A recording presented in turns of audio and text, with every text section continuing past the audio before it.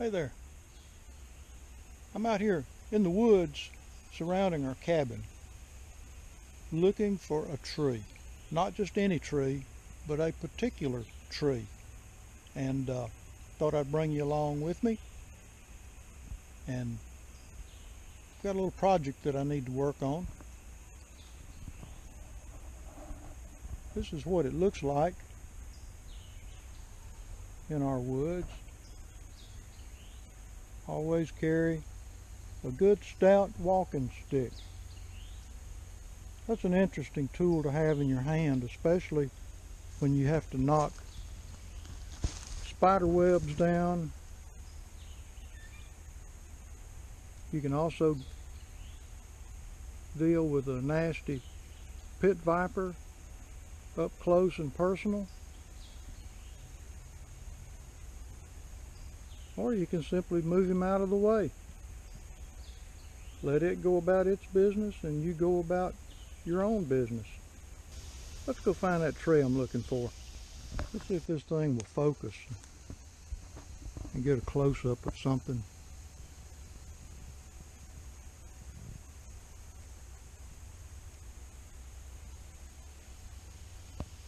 Yeah, maybe that'll focus in. Banana spiders. It's a golden, oh gosh, golden web weaver or something like that. The woods are full of these in this part of the world. They have a relative in South America that is extremely aggressive and venomous. This particular spider is very docile. It is venomous, but the venom is not, it's not highly toxic. What I've read about them, I've never been bit by one. I've had them on me a lot. I've had them walking on top of my head where I'd walk into a web and not see it and walk into it and the whole web wrap around my head and big old spiders start walking around on top of my bald head. But they are venomous, mildly venomous. I usually just knock their webs down and keep on going.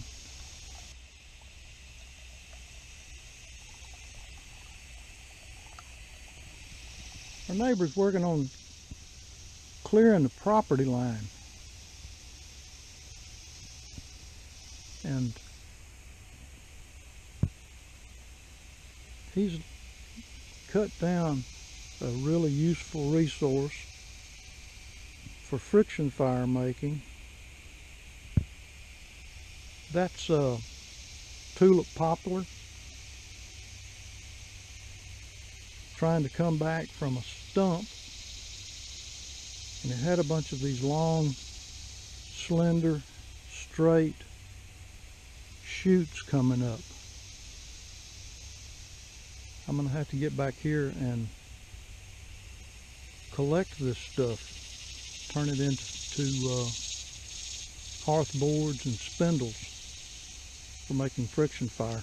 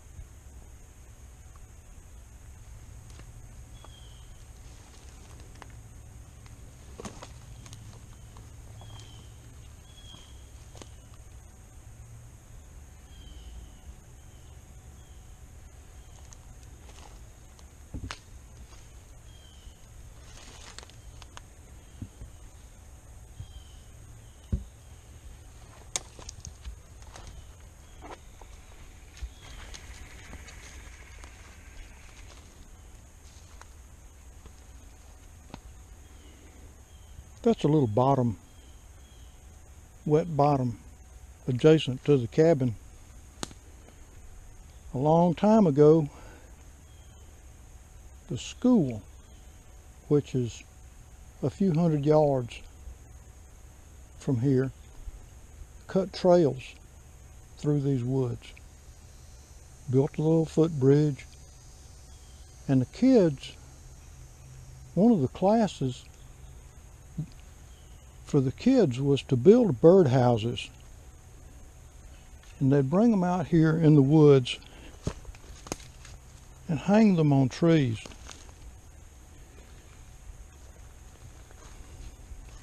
They long ago quit doing that. The trails became overgrown. The little bridge is still usable,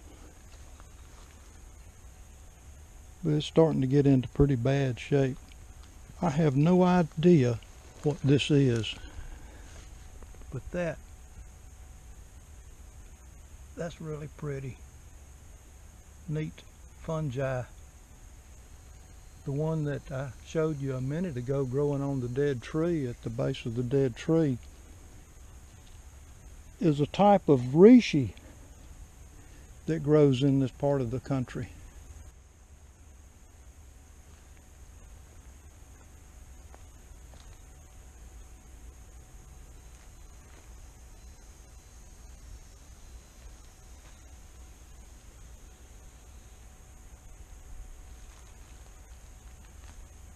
I can spend hours in these woods, not doing anything in particular, but just being out here. In fact, I've got a trail through here that I've roughed out. I travel that trail quite often.